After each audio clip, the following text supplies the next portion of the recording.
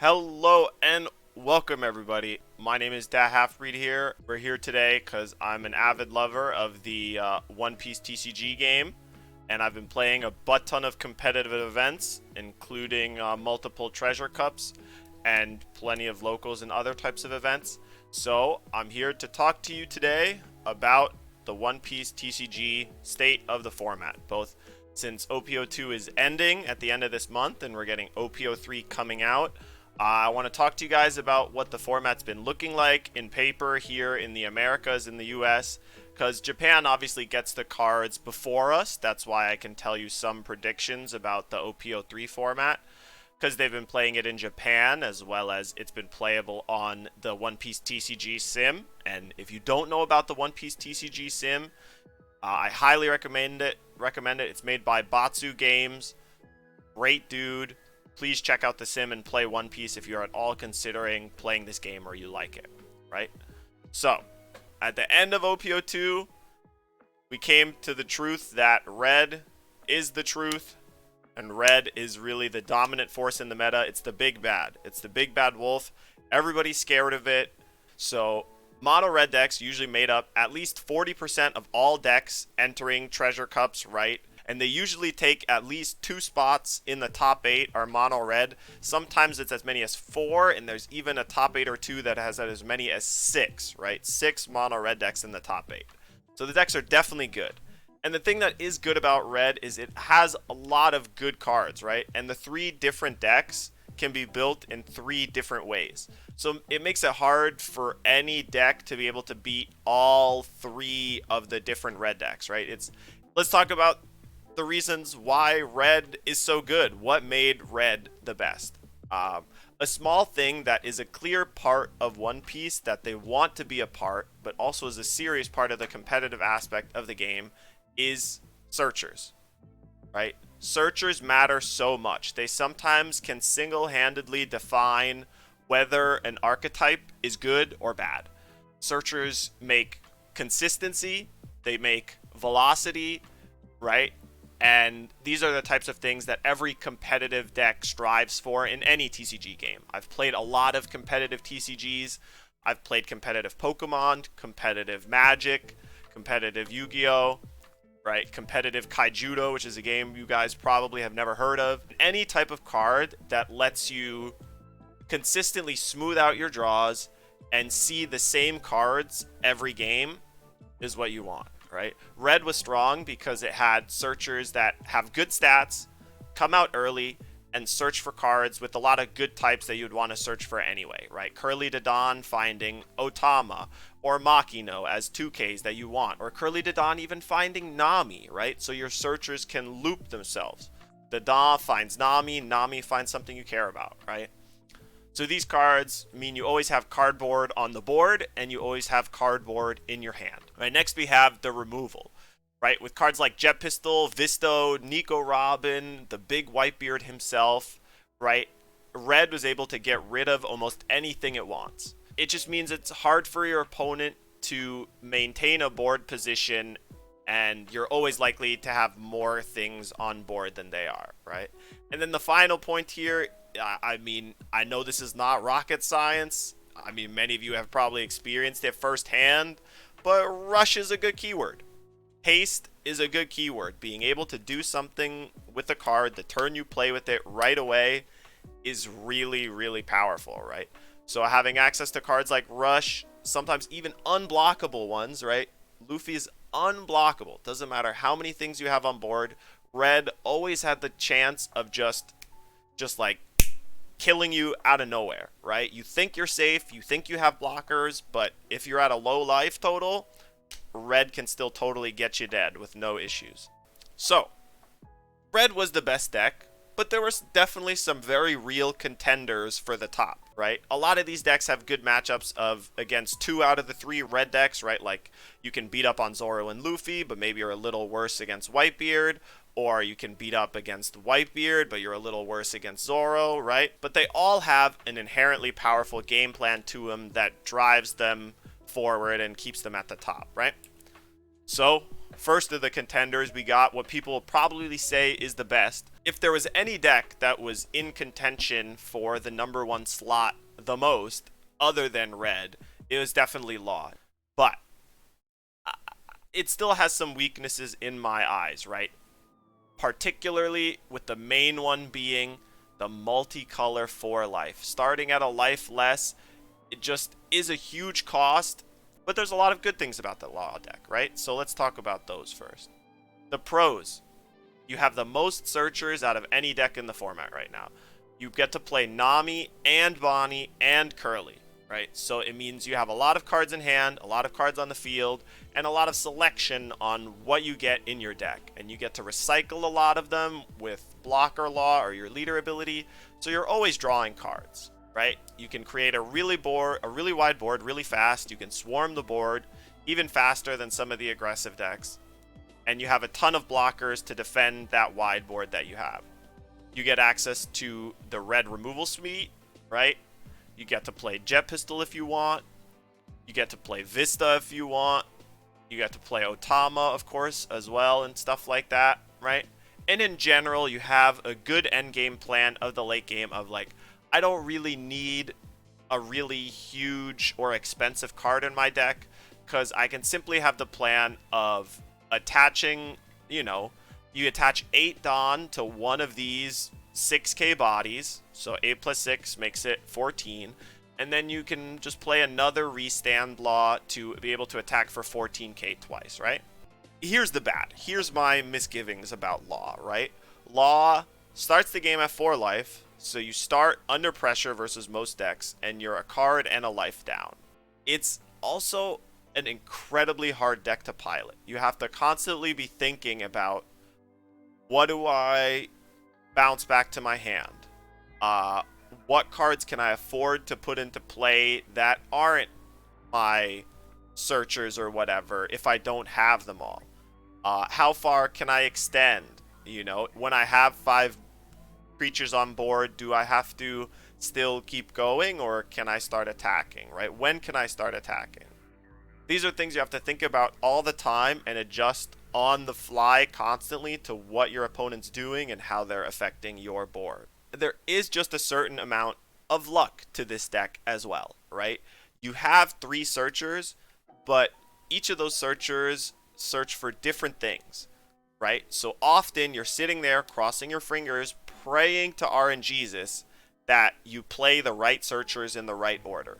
Because sometimes you'll play a Curly and you'll see 5 Laws or, a bunch of Laws and Vistas, and you'll put them to the bottom and you'll be like, fuck, I whiffed. And then you're going to play a Bonnie and you're going to activate it and you're going to see a handful of these cards. Nami and Dadan, Vista and Otama and stuff, right? And you're going to whiff again and you're going to be like, fuck, I just lost. When you're playing this deck, definitely make sure you give an offering to RNGesus before you start your match. You get to swarm the board, but the Zoro matchup versus this deck is still tough. Any deck that has access to Rush Luffy, that can just get around all your blockers, is going to be a little bit of a tough matchup because of how low your life total is inherently at the start of the game. Moving on, we got my favorite personal deck of the format, Kid. We have a really solid endgame, probably the best endgame of any of the decks because it's uninteractable, right? Our leader, once we get to 10 Dawn, is going to be able to attack for 12k twice a turn no matter what. And that's a tough late game to stop. So this is also the last of the deck that gets to play 2 searchers and not just 1, right? In this deck you can play Jewelry Bonnie and Momonosuke and reasonably have enough hits to, hit with both. And have good hits with both, especially, too. And they're the best searchers in the game right now because you can activate them repeatedly. So if you can find a way to set up enough blockers or have enough counter power, you can activate your searchers multiple times and draw multiple cards off of them, which I think is a really big win. And of course, we have to talk about potentially the best green card they ever made and ever will make, 8-drop Houston Captain Kidd. I'm exaggerating a little bit, but right now, Eustace Captain Kidd is extremely strong. It basically turns your leader into an 8k leader. They have to attack it, right? And sometimes they can kill the first one, But if you have a second one, they're probably going to lose to the second one, right? And so this deck doesn't have direct removal, but you have pseudo removal through access to a lot of really good rest effects. Like Cat Viper is the main thing that helps your red matchup be good as Kid, because you can rest all their early plays, like their Nico Robins and stuff like that, to clear them before they ever get a chance to attack and deal damage to you, right? Punk Gibson, of course, is a huge house, can rest Marcos against Whitebeard, makes attacking in the late game very difficult against green, and allows you to kill a lot of their creatures before they would ever really be a threat to you, which is nice, right? And the last plus about this deck, I would say, is that there's a bunch of different ways to build it, which is nice. You can run a heavier Supernova package if you want to play like Blocker Kid or 4-drop X-Drake. You can play a heavier Wano build if you want to play like Secret Rare Banish Yamato and Odin. And you can play the Film deck if you want to be super aggressive and play the Film package, you know, a Film Nami and Film Luffy and etc. Now, of course, to the cons of the deck, right? I play it a lot, but I definitely know the deck has some weaknesses, right? So the biggest one being that your black matchup is so atrocious. The matchup against black decks is very, very, very bad. You don't have any reasonable way to kill their 10-drop. They can remove all of your cards before they ever do anything. And they don't have as many little guys for you to interact with your resters and stuff like that. Another huge downside is the existence of Otama Pistol, right? You have to play around Otama Jet Pistol with your 8-drop kids and your big bodies, because the biggest body you have right now as a green deck is 8k. So, you know, decks with Otama Jet Pistol can always kill your 8k body. If you're playing against decks like black or purple that have access to their own 10 or 12k bodies, you can be a little behind in that sense if they get their 10k down before you can get your 8k down. There's certainly plenty of accesses that you can attack the green deck on and things that hold it back from being the clear number one in some way. Next, we have Flamingo, the surviving blue deck. Flamingo is what they call a tempo deck, which means you're trying to win the game before your opponent gets to play all their cards or whatever, right? You're trying to get an advantage early with your leader ability by getting things onto board for cheap and try and keep that early lead and push it all the way over the finish line before your opponent ever stabilizes. So you have the stackers, as I like to call them, namely Perona and 3-cost Doflamingo, that let you rearrange the top of your deck so your leader ability isn't a coin flip and you know exactly what's going to come off of it and when, right? These cards are incredibly cheap and powerful, which is nice because they let you plan ahead and know what is coming several turns ahead in the game, and, you know, play with information that your opponent doesn't have, basically. Right? Another great thing about this deck is you have your big creatures also play as removal at the same time. Mihawk, Don Quixote Doflamingo, these not only create a big body on the board, but they also take something off of your opponent's board, right? And this is like the quintessential tempo type style. And in general, the deck has a lot of sticky threats. They're not on this slide right now, but, you know, Gecko Moria is nice in that it replaces itself right away. You have the Bartholomew Blocker Kuma, which puts Pacifistas into play. If you've got that rich smoney shmoney, that dollar bills, you can get Jinbeis, which of course also kill something when they die, so they're tough to get rid of. Keeping the board position that you gain early is easy for this deck to do and can lead you to a lot of wins. Alright, so now in terms of cons for the deck, the deck can lose a lot of games if you don't draw your big monsters. It just is a fact of the One Piece TCG that realistically, you cannot win a game by only attacking for 5. It's just you need to attack for a little more than 5 to be able to end a game in a competitive sense. If you don't draw your Mihawks or your Doflamingos, you won't be able to do that, right? So you rely a lot on the stackers, and not having access to them all the time can really hurt. So like when you don't have that, you're starting a lot further behind, and you know, you'll have a lot more catching up to do. And the last issue of the deck, of course, is that unfortunately your removal caps out at 7 cost, right? Mihawk can only bottom a 7 cost. Flamingo can only bounce a 7 cost. So when other decks like green play their 8 drop, or like red play their 9 drop Whitebeard, it's really tough for you to kill that thing, and most of the time it's just a better plan for your deck to try and kill them before those big drops ever matter. Now, last of what I would calling the big contenders for the throne, right? We have Smoker.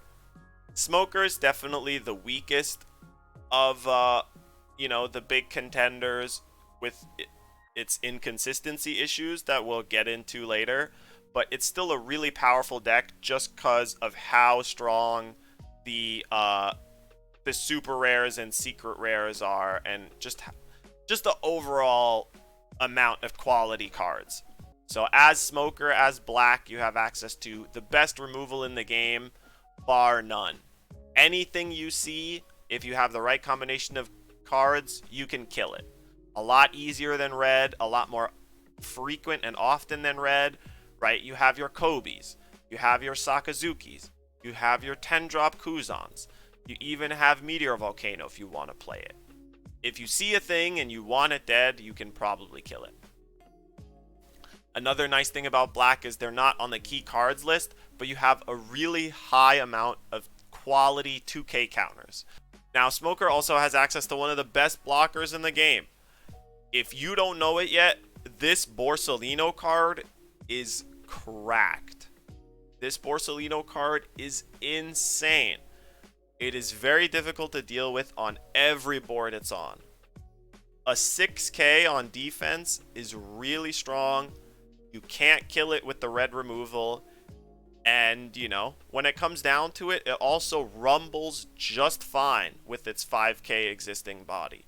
So with this deck, you're a little struggling against red, but you're really good at eating up all the other mid-range decks. Like I said, you have a really good matchup against green.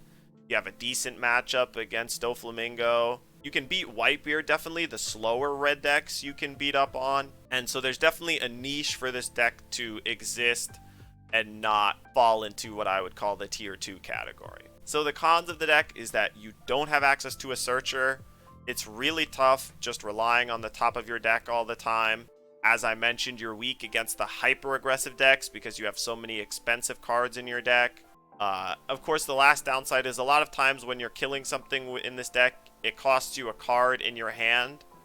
So you will quickly run out of cards in hand if you don't play carefully and don't pick your spots. Now we have the basically the tier 2 category, you know? Decks that are good. You're going to need to get lucky with these decks to get there, you know? It's not that it's impossible, and you're going to need to get lucky to win any tournament, sure. But with these decks, you're going to need a lot of skill and a lot of luck and maybe a little bit of a prayer, you know?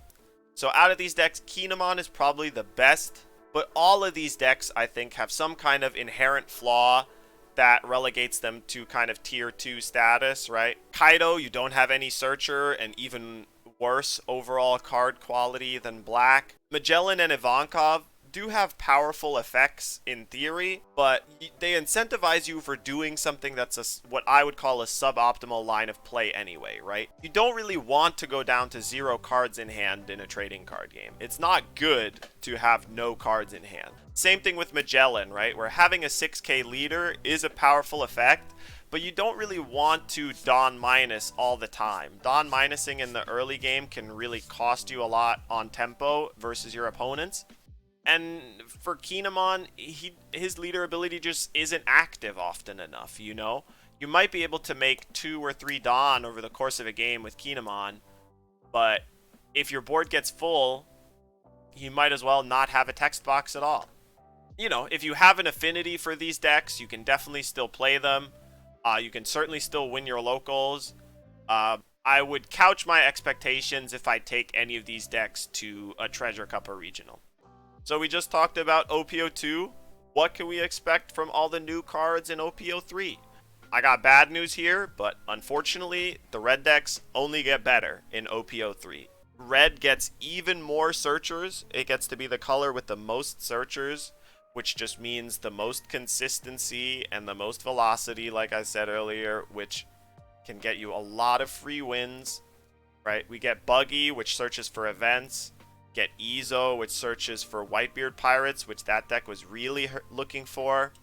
No more running out of cards for red decks, basically. Those days are over, right?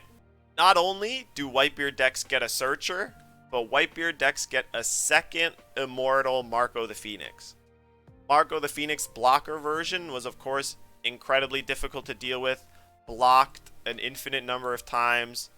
Really hard to kill because you always have extra cards in hand that you can pitch. This new Whitebeard is just as good. You can pitch events. It helps add to your removal package. And it makes it so that almost every red deck is now a Whitebeard red deck. So let's talk more about Ace, right? Ace is the control red deck. You get to play a bunch of events, and Ace's leader effect is actually really powerful in the sense that it lets you turn any events and even your stage into a 1k counter that you can discard without having to pay any Dawn cost. It means that you can play more events without being worried about your life total, and it means that all the events get a huge amount of flexibility.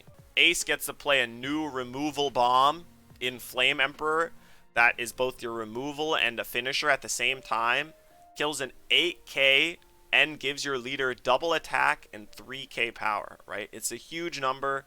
Flame Emperor combos together with Crossfire, which gives -4 to kill every character that currently exists in the game. Literally every character in the game dies to this 2-card combo, and you get some sweet value. You get to be a deck that plays 3 searchers and even kind of a 4th if you consider the stage, which lets you search for events for a cost. Now that we've talked about Ace, let's talk about the new color, everybody. So we got a new color on the block. There's not that many cards for it, but it's still powerful. I still think it's powerful enough to be a real contender, right? Yellow's the only color right now that can make additional life. You get to add more life to your existing life total. And you can look at both the cards that are in your life and the cards that are in your opponent's life. Yellow's got a lot of strong triggers. They got a lot of characters with triggers. So you can sometimes put real bodies into play off of taking damage, which can lead to, you know, a lot of tempo and a lot of swingy games where if you just hit triggers off your first 2 life, you start ahead and your opponent starts behind. Another big thing about Yellow is you have access to 10 cost Big Mom, which is just an inevitability monster. If you can't get Yellow to a low life total, they can just string these Charlottes into one another over and over and over again. Again, you know, just like 8-drop Kid, you might survive the first one, but the chance of you surviving the second one, probably not happening. You got access to a nice amount of 2k counters with the deck as well. You have a Charlotte Pudding, you have Stroizen, you have Sanji, right? And Charlotte Katakuri is really good at attacking for 7 quite frequently because there's no real cost to it. You just attach it on, you look at a life, and boom, plus 1000 power. You didn't really do anything at all. So one of the cons of the deck is definitely that right now with the cards that are available, you're kind of low on cheap things to play. You have access to Charlotte Perospero as a 3-drop. You have access to Charlotte Pudding as a 1-drop searcher. But outside of that, there's not much. The way the deck plays is like a knowledge check for the opponent. They have to know about the existence of cards like 10 cost Big Mom and Charlotte Cracker. You want to make sure that you don't have more life than your opponent so that you don't get double struck by Cracker. You want to make sure that your opponent doesn't have too much life to make sure that Charlotte Lin doesn't push you out of the game. Once your opponent knows how to play against Yellow and has had a bunch of experience against Yellow, it's harder to get wins. So another downside is you don't have a lot of cheap things, but you got a lot of things at the same cost. You have a lot of 4-drops that you really want to play. You have Daifuku, you have Cracker, Smoothie is a good card too that has trigger and can come into play. You know, you'll be stuck with a lot of 4s in your hand, and your 6 and 7 cost turns will be really awkward until you can get to, you know, 8 and then eventually 10. Because all of these cards are a little chunky in cost, if you get behind on board, you don't have a lot of good ways to catch up. You know, you can play Thunderbolt as removal, but it costs you a life, and that has real consequences. Katakuri can kind of help you catch up on board, but if you don't have a real way to, you know, pressure them after giving them a life, then it's going to be tough goings. Still, I think this deck is quite good, even with the small card pool that it has, and especially if you like Big Mom Pirates, give this deck a try. Now we have the new blue deck, Nami, the first alternate win con in One Piece. The first deck that doesn't need to ever attack the opponent unless it wants to. So you don't have to attack to win, all you have to do is mill your own self out, which, you know, is definitely possible. And if the opponent doesn't play right, you can do it consistently every game. You have a lot of draw effects and a lot of bounce effects that let you stall the game. Sanji's Pilaf is one of my favorite cards that they printed in this game. It's so simple and beautiful. I love it. You know, just draw 2 cards. But 2 cards is a lot, and 3 Dawn is pretty cheap. And if you ever get it off of life, woo, that feels so good. Alright, and then of course we have Zeph and Belmare, right? These are the type of cards where they turbocharge your milling. It's the only time you would ever attack your opponent. And if you can hit them with one of these, you trash 7 cards. So your opponent is going to be terrified of these ever hitting them. Because if they do, it's almost a guaranteed win. Right? If you like a pure control deck where you're just dirtling, we're sitting there, we're sitting here, we're chilling, just playing cards and not advancing the board state at all, then this deck's definitely for you. Right? Of course, sitting and dirtling means you have to be a person that wants to sit and dirtle. You know? I gotta say, every time you're sitting down with this deck, there's 35 minutes in a round, you best believe you're probably stuck sitting there for 30 minutes. And that's win or lose, you know? A lot of games with this deck, you're gonna lose after 30 minutes of grinding with 4 cards in your deck. And it's gonna feel really bad. You know, you're gonna be like, I just needed a little more.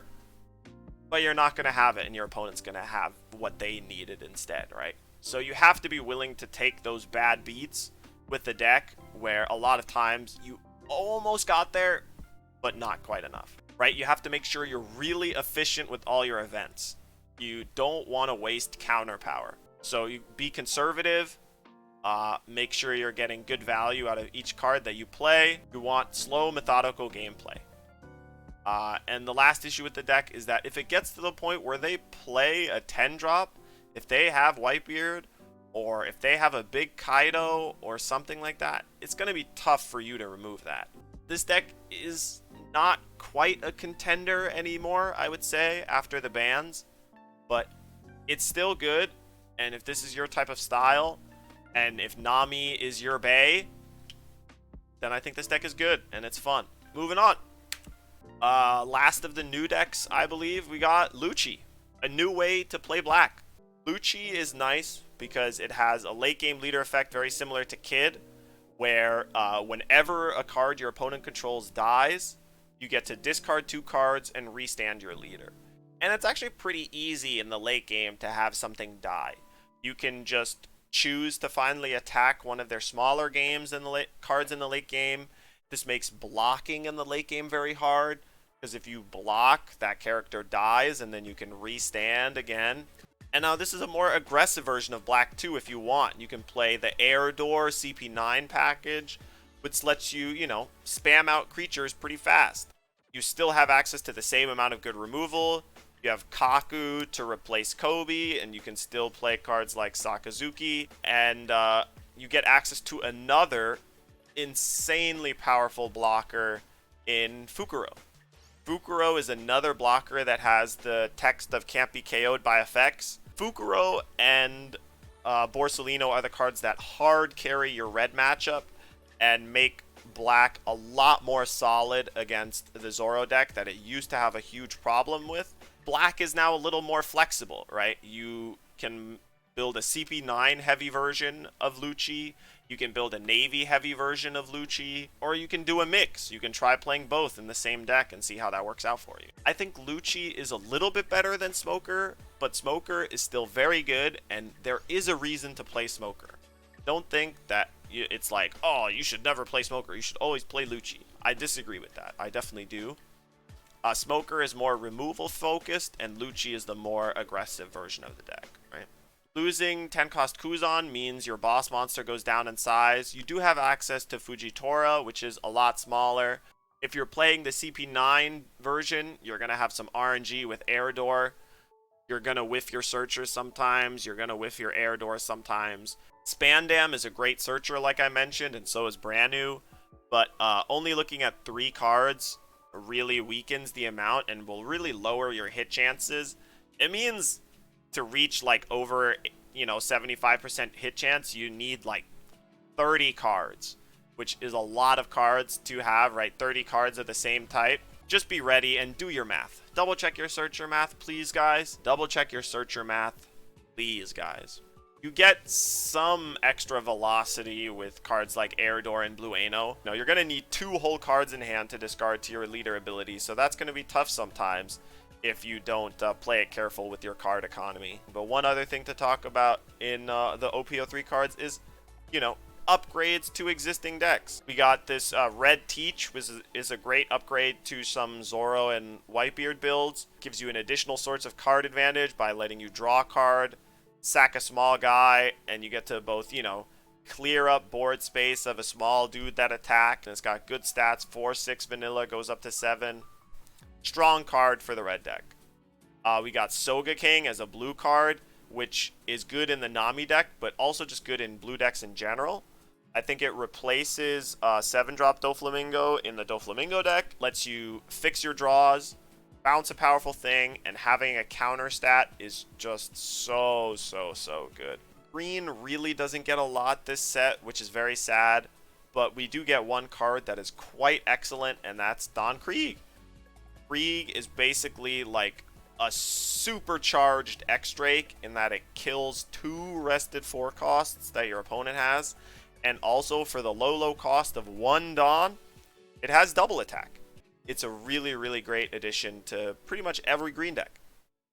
Alright, and then we mentioned it here early, Isho, which is basically the replacement for Kuzan in a lot of decks. Is one of the few discard effects in the game, and Isho is actually a random discard. So really powerful, -3 to all costs is still really strong. -5 was often a little overkill, you didn't need that much anyway. So last of the really good cards that get added to existing decks is 3000 Worlds. 3000 Worlds is really powerful. It kills a lot of things, and it kills a lot of things that other removal spells can't kill. It cleanly kills both Marcos against red. It cleanly kills Borsellino and Fukuro. Great in Doflamingo. Okay in Nami. And a great addition to the format. Love it that blue finally gets some good removal. When we talked about the good of OPO3, now it's time to talk about the bad of OPO3. The purple cards are not really good. And please, guys, please, I cannot beg enough. For the love of whatever god you believe in, do not play Iceberg. This card blows. This card is cheeks. This whole deck is booty. Don't play it. Okay, but we got 2 Minos for the Impel Down deck. If you like Magellan, Magellan gets a little bit better. Top Knot and Jet Gatling help Kaido a little bit, I guess. So, purple players, unfortunately, you'll have to keep waiting. Bandai certainly is not doing you any favors. And then we got the East Blue cards. We got green East Blue cards, and we got this Arlon deck. But both of these decks are cute and interesting, but I wouldn't really call them anywhere on the competitive scale type things. Like, they just don't have enough there. So Kuro is, like, interesting, but it's just a worse kid. Unless you really love Kuro and you're like, I'm a die-hard Kuro stan, Kuro's my bae, I love me a cat, rar, find a different green deck to play. There's a bunch of green decks that are a lot better. And Arlong's basically just a worse Dofi with 4 life. You don't have access to a good way to end the game because you don't have a boss monster. You can't play 10-drop Big Mom because you're not Big Mom Pirates. Unless you really like Arlong, don't play Arlong. So here's my final slide, basically, in terms of what I think the good decks are in the OPO3 metagame. You know, if you want to go to a Treasure Cup, you should probably play one of the decks on this page right here.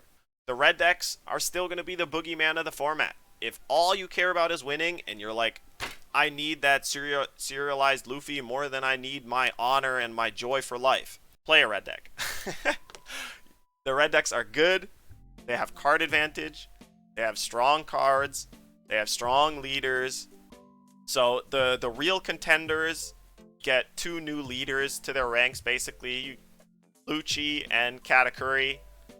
Every old contender deck gets at least 1 or 2 good new cards to improve their list. All these decks could win a tournament for sure, and definitely as non-red decks, these are the best of the best. Personally, I am a green player. I'm going to be playing most of my upcoming Treasure Cups with Kid. And yeah, hopefully this was helpful to you guys. I'm definitely going to provide a link to where you can download the PDF to look at this whenever you want.